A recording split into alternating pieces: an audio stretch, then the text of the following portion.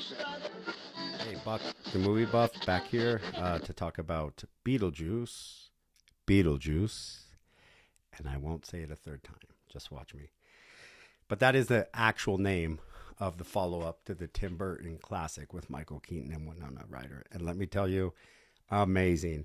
But before I get into that, I want to share with you a DVD, Red State. This is one that I ended up getting to keep from DVD.com, Blu-ray. They went out of business. I have it in an old Blockbuster case. Oh, hilarious. But my daughter actually made the cover for it.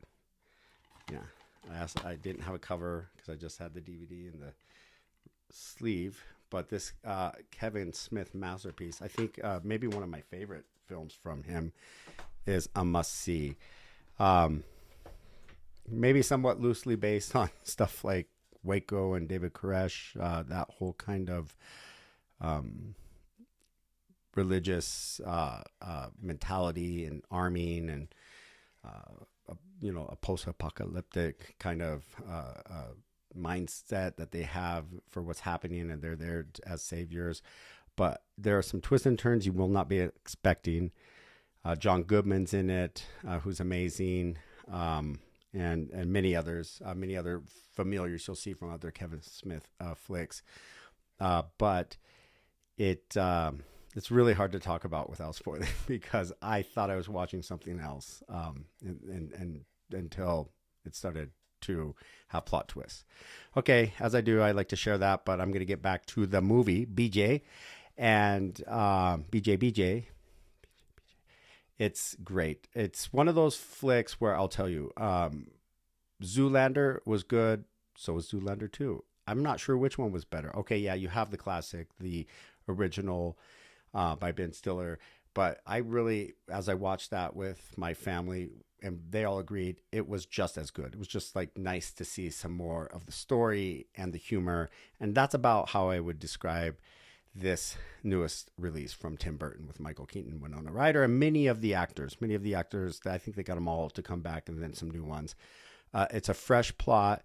The music is to die for. Danny Elfman, thank you for still collaborating on this project. It's as I said, like, I'm always out at the cinema watching these movies with my family. My teenage kids just loved it. My daughter's godmother was in town to see it with us before headed back to New York, and it was just won us all over. I couldn't stop laughing at so many parts. And actually, yes, Michael Keaton did get more screen time. How much, I'm not quite sure. But it did have the photography of Tim Burton. Like one of the trees with this tree house was so Tim Burton-esque.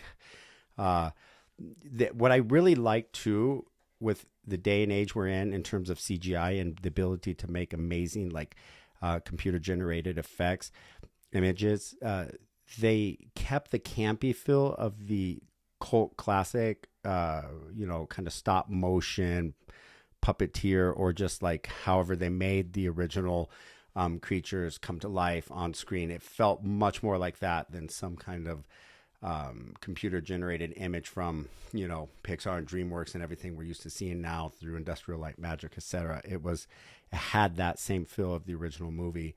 And I thought in a way there was this very musical element. There's a musical element to BJ anyway. However, in this version, I think Tim Burton, Danny Elfman pushed more for the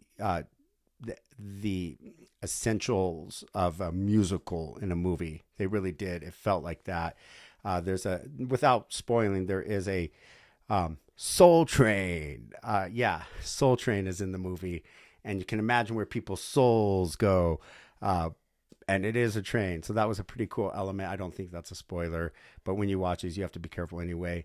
And it had way more, I think, the kind of choreographed, kind of musical, classic feel than the first one. So I just had to get that out. Saw it last night after seeing Green Day, the Saviors Tour 2024 with Smashing Pumpkins, Linda Lindas, and Rancid. And so if you can still catch a ticket for this, that is a show. Do get out and see it. I That was the third time I saw Green Day, fourth time I've seen Smashing Pumpkins. The first two times I saw Green Day were at Lollapalooza in 1994, and it was this raw band. Billy Joe Armstrong must have been 22 years old or something, and he's just rocking out. So yes, the first two times I saw Green Day, raw 45-minute sets at Lollapalooza, much different. And I'm very grateful having seen the Dookie album that way. It was the 30th anniversary of Dookie, 20th anniversary of American Idiot. And they mentioned that in the show. It was the 20th anniversary since I'd seen a proper concert with my daughter's godmother, my best friend. So it was a very special moment this weekend. And since this is Buck the Movie Buff, do get out and see BJ. That's all I'll say, because I ain't saying it a third time. And that's all, folks.